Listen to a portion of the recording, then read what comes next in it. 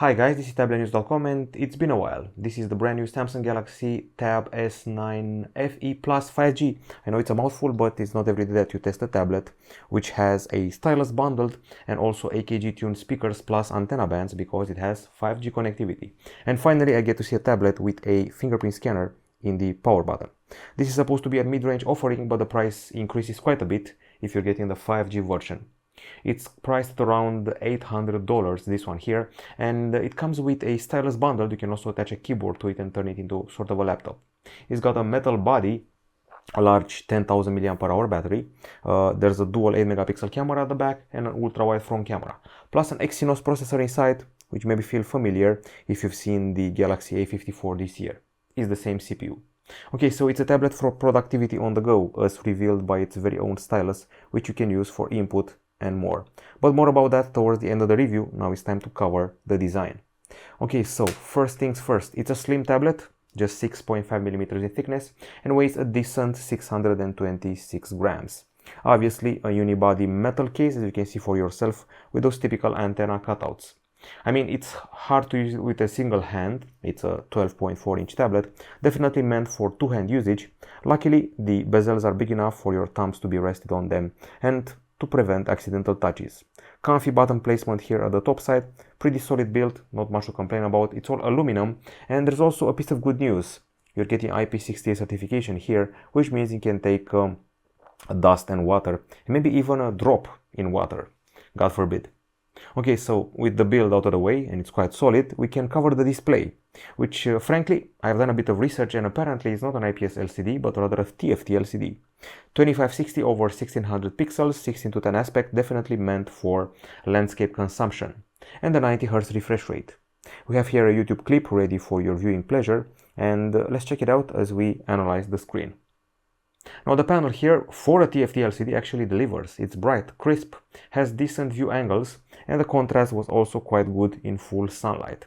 It surpassed my expectations and redefined what I've come to know and learn about a TFT LCD. So much so that it actually became the brightness panel I've tested recently, as you're going to see right now. These are all the tablets we've ever tested, and this is the brightest one yet. 879 lux units, beating the Huawei MatePad 11, iPad 10 2022, and all the other Galaxy tabs from the past years. I must admit, haven't quite tested fully the Tab S9 Ultra. So there you have it, quite the bright screen. Now, moving forward, we're going to have to discuss the CPU here, and to do that, there's a special app for that. As I said before, it's a familiar chip on account of the fact that you've seen it on the Galaxy A54 and the Galaxy M54. It's a Samsung-made Exynos 1380, as you can see for yourself here. It's a 5nm octa-core chip, coupled with 8 gigs of RAM and 128 gigabytes of storage. There's also a version with 12 gigs of RAM and 256 gigabytes of storage. There's a microSD card slot in here, and yes, there is some lag every now and then appearing. I noticed it especially when I'm taking screenshots. There's a bit of a lag, particularly when they're consecutive screenshots. And also where your niece had an app, earlier you saw me in the Galaxy store and there was a bit of a hiccup, as you can see for yourself here.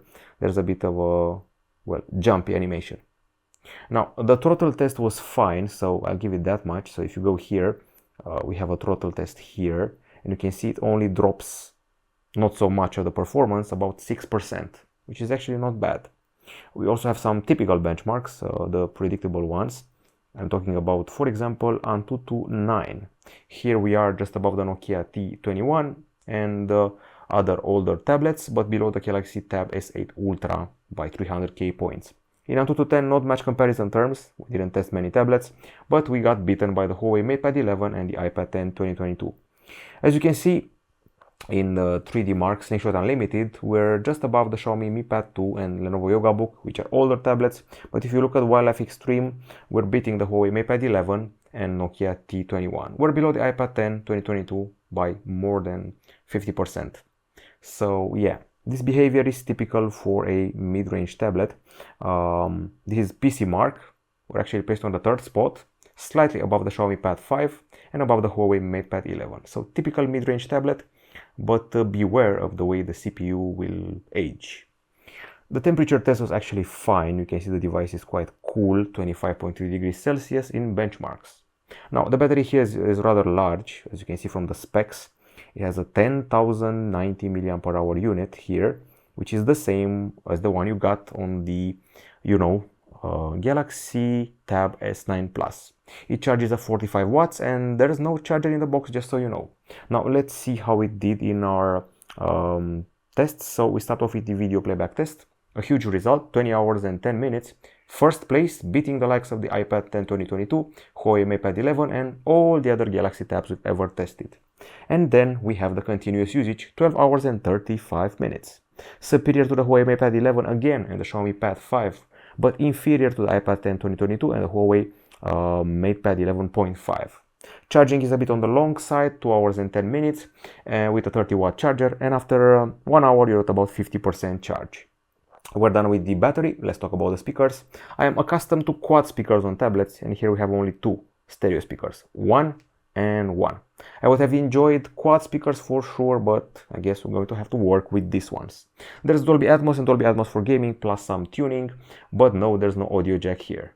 Okay, now let's listen to some tunes with the typical acoustic test.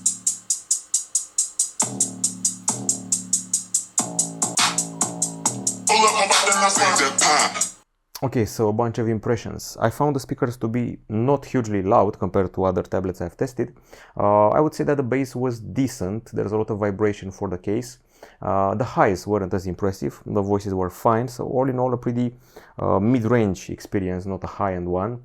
Once again, expected a bit more, and I feel that the iPads and the Huawei's on the market are a bit superior when it comes to the actual listening. But the decibels, they're another story. So if you go here to the volume power, 85.1 decibels at the top and 85.8 decibels at the bottom, which mean that this is the acoustic sample results, and it means that we surpassed the Huawei MatePad 11.5, also the iPad 10 2022, but we scored below the Xiaomi Pad 5 and the Huawei MatePad 11. The gaming is a bit underwhelming with just 93.5 decibels. We require 100 here, but at least we were able to surpass the Galaxy Tab S8 Ultra for some reason and the iPad 10 2022. Still below the Xiaomi Pad 5. When it comes to the cameras, you know me if you've seen other reviews on this channel. I don't usually test cameras a lot, especially on large tablets, but this one I did. 12 megapixel ultra wide camera at the front side for video calls rather than selfies, and at the back side a pair of 8 megapixel cameras, a wide and ultra wide one. We should have 4K video here, but I actually couldn't find it, so yeah, no 4K video for me. So if you go to the video, this is the full HD.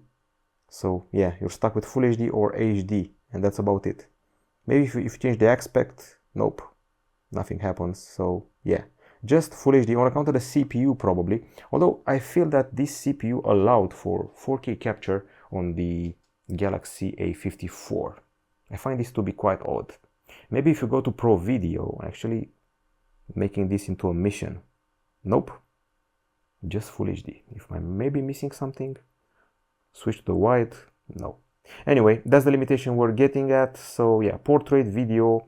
We also have a Pro Video, single take, night, full panorama and hyperlapse, plus some AR features. Well, time to check out the samples we've taken. So as I said before, I don't quite usually do that, but I made an exception here, taking 70 shots.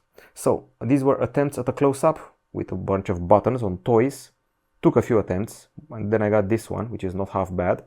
Now the colors are pretty well kept in check, especially when it comes to the greens of the vegetation, but they're a bit on the cold side, and there aren't many details. The camera has a particular problem in shooting moving objects. There's a sequence here with a moving tram and moving cars, and they're lacking in detail and clarity. This one is actually blurred, taken a few attempts because of the moving objects.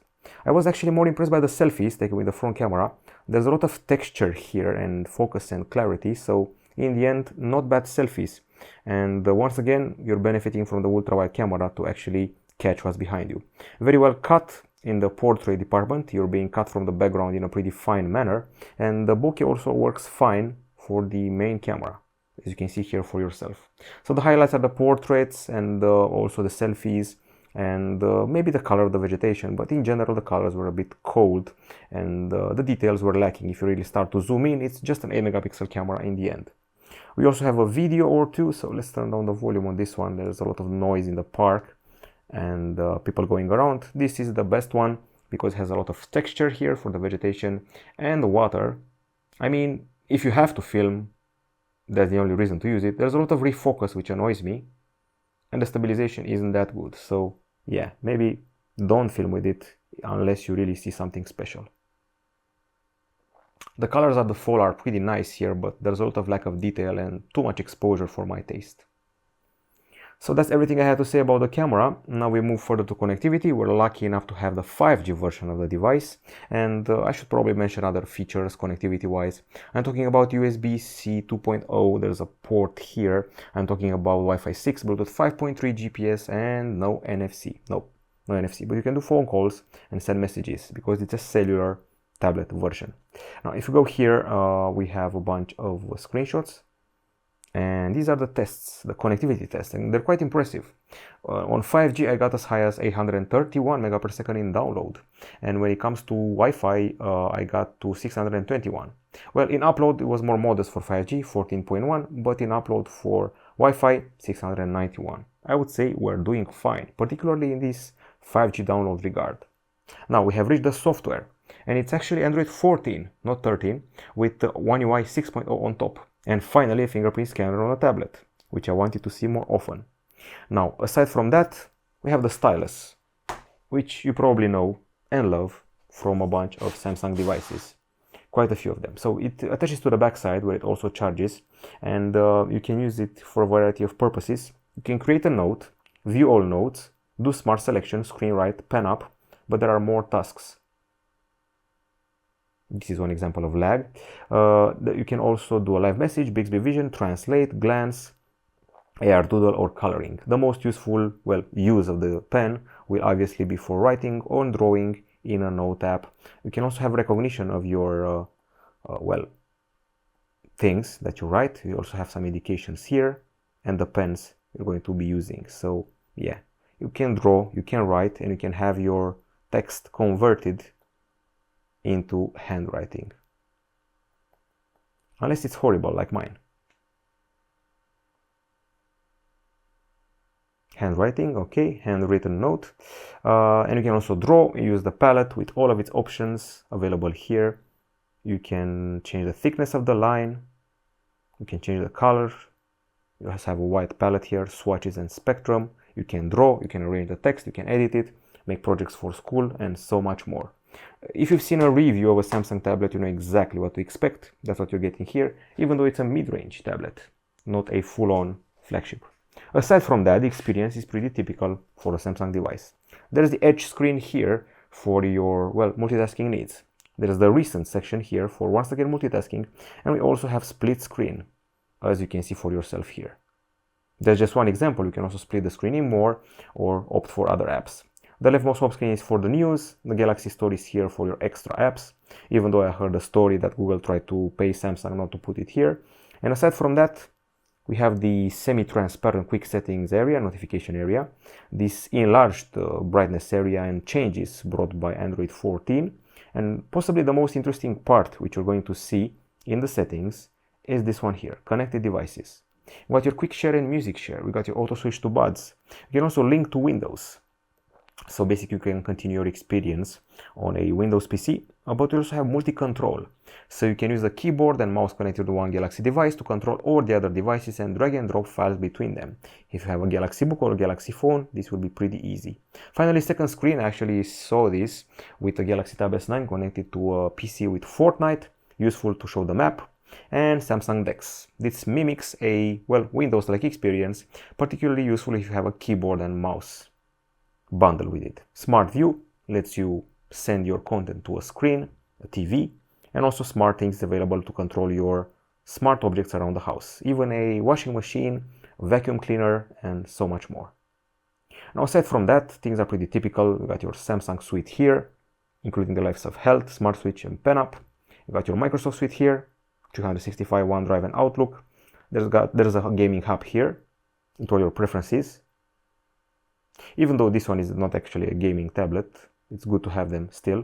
You got your YouTube Music, Netflix, Spotify, Samsung Free, and Kids. Okay, so I would say that's about it, but if you want to also see widgets, you also have those. And a lot of customization here regarding the, well, look of the interface. As you can see for yourself here, wallpaper and style. and the color palette inherited from Android 13 and 12. And now I think it's time for the verdict. Okay, so time for the verdict. I mean, this device has the following pros and cons. Obviously, on the pro side, I'm going to mention the solid build, a metal build, and the fact that it's quite comfy to use with two hands. At the same time, it has excellent battery life, a pretty good stylus, this one here, and fast 5G connectivity. Good selfie cam, nice productivity features, and a very bright screen. Plus Android 14 and One UI 6 on top. IP60 certification is always a plus a fingerprint scanner you can rely on. On the cons, no charger in the box, no quad speakers, some lag here and there. The back cameras don't impress that much. We don't have an audio jack, and it's a TFT screen in the end. Even though it's a satisfying one, it's still a TFT panel. Feels a bit washed out at times. So in the end, the thing is that you're going to use this for drawing, note-taking on the go thanks to 5G connectivity. You're going to do video calls on it, maybe some work if you're a journalist or a blogger or a vlogger.